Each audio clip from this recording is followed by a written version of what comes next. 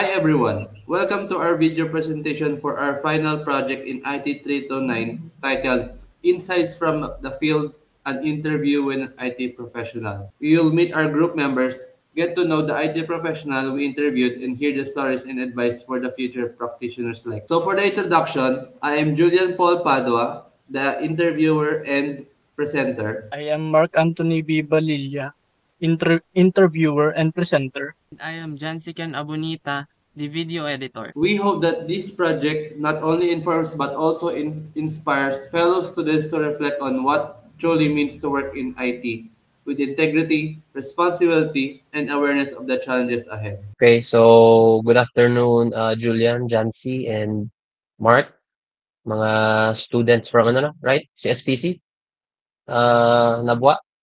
So yeah, my name is Harvey Javier.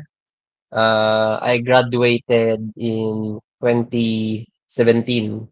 Ang course ko ay BS in Bachelor of Science in Information Technology sa Bicol University College of Science.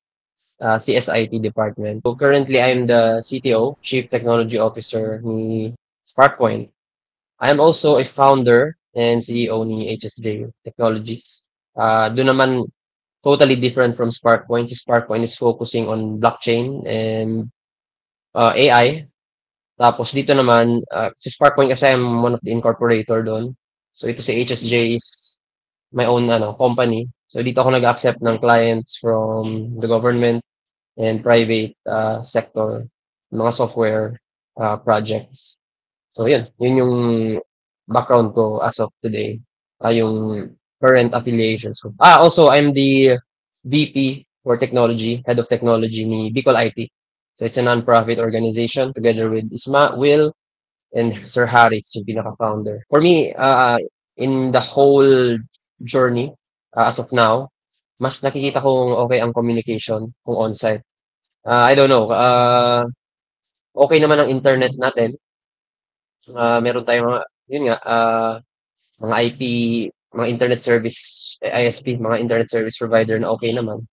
But ang challenge is yung iba, hindi pa rin gano'n ka-okay yung signal or distracted pag nasa remote setup.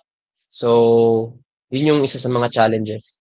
And pinaka-importanting, to summarize, pinaka-importanting skill na is communication. So, dapat clear with both parties kung ano yung gagawin na set of tasks para naman, syempre, yung output hindi ma-compromise. Good afternoon po, sir.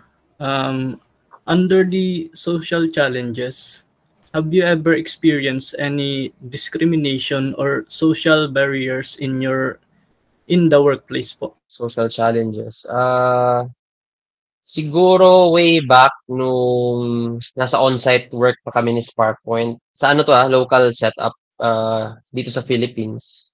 And in an on-site working environment setup, definitely may the usual na nakikita mo sa office setup, the government or private sector man na yun, may mga times talaga may nabubuli sa mga employees. Nakikita ko yan as leader ng isang company. May mga madalas na may cases na bring up na sa HR and all. So, yun yung nakikita kong social challenges. Going back to the local setup on how nare-resolve yung mga social challenges na ito, mga bullying sa office and all. Siyempre, maliban sa team building, hindi naman namin promote kasi ang office setup namin before is hindi yan like nung mga traditional government offices na may cubicle ka and it's very depressing setup. Kumbaga toxic na na environment. So importante yan, especially kung nasa on-site working setup. So next Okay, po, thank you. under ethical challenges, have you ever faced an ethical dilemma at work such as misuse of data or insider threats? If yes, how do you balance personal values with professional duties? Okay. So far sa field naman namin, we are very strict when it comes sa protection of data ng mga users na nagiging user ng aming platform. So that's why we support the Web3 technology since yun, isa yan sa mga core na ano niya, advocacies is yung data privacy and owning your data without having a custodian to it, without having your data being siloed or being stored in a server na yun nga, na sarili ng mga big tech giants. So, are there specific laws Ah. po ba or regulations like data privacy laws that impact your daily work po? So far, yun nga, earlier I mentioned na we comply with kung ano man yung mga mga require ni DICT, NTC, or yung ano ng government natin in terms of data, we comply and definitely should comply. Sa overcoming challenges naman po, sir.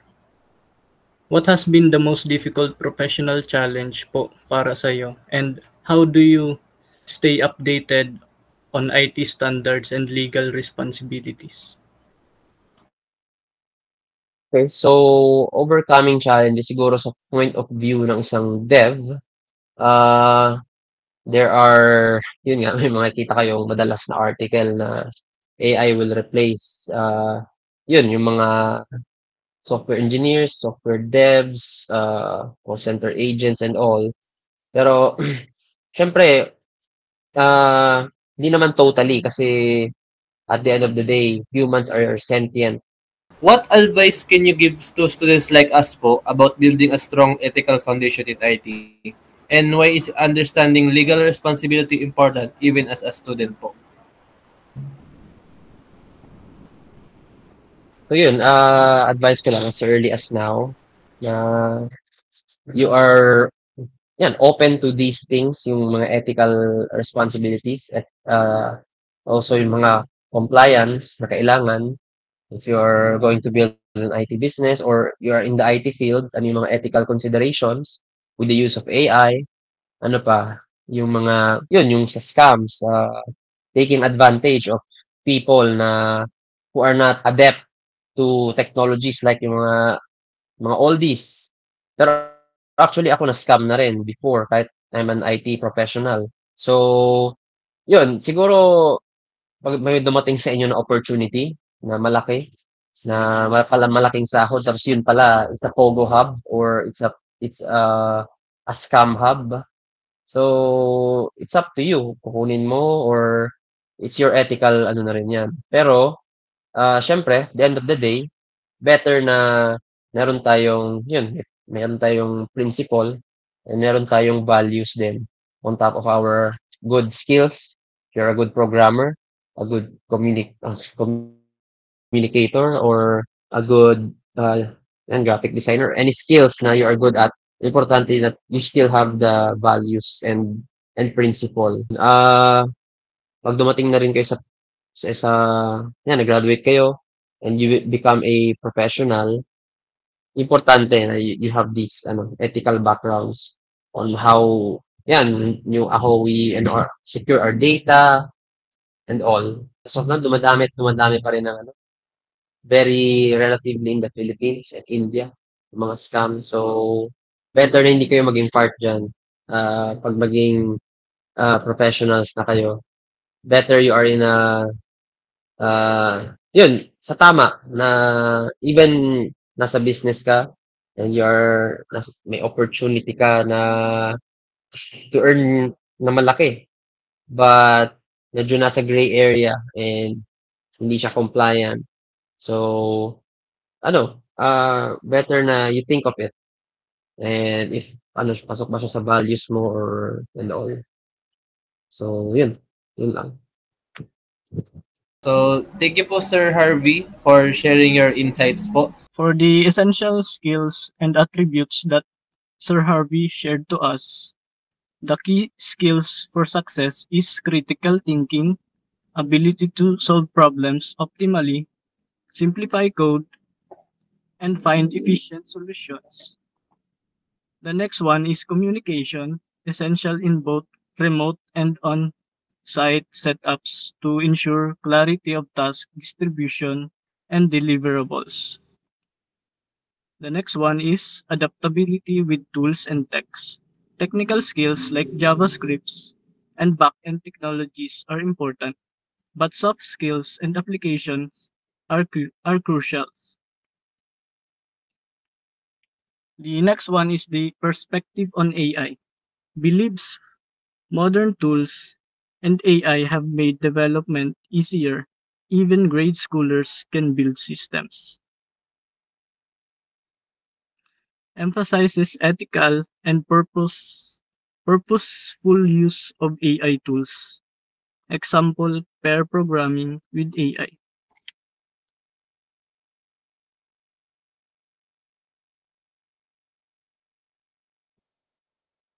Now let's move to the social challenges in the workplace that Sir Harvey mentioned. Number one is discrimination and social barriers.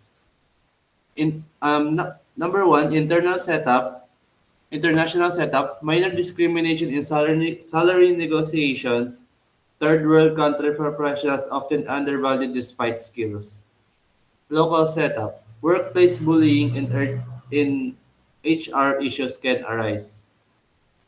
And Sir Harvey advocates for open office culture, examples allowing Nintendo Switch during breaks or playing PS4. Next is rapport and team building to prevent toxic environments and flexible environments that promote productivity without excessive monitoring. For the ethical challenges and practices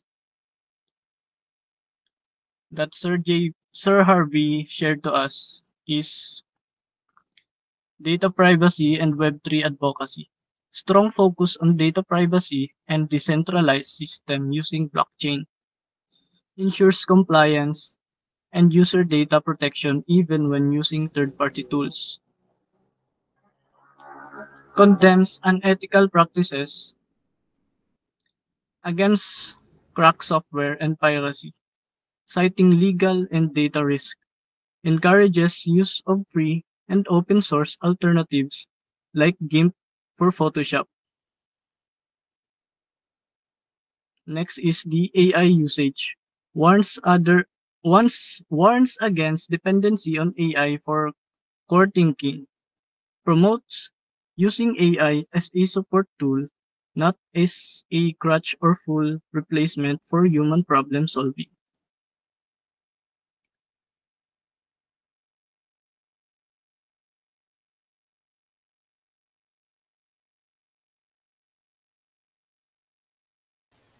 Now let's move to the conclusion or the key takeaways and also the advice for students that Sir Harvey shared to us. So, technical skills are learnable.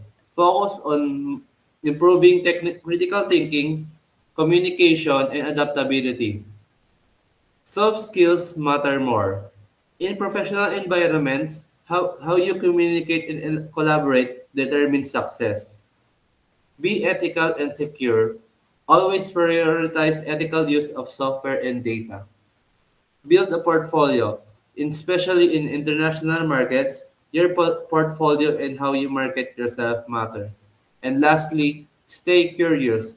From mobile apps to blockchain and AI, continuously learning is essential in the IT world. So that's all. Thank you for listening.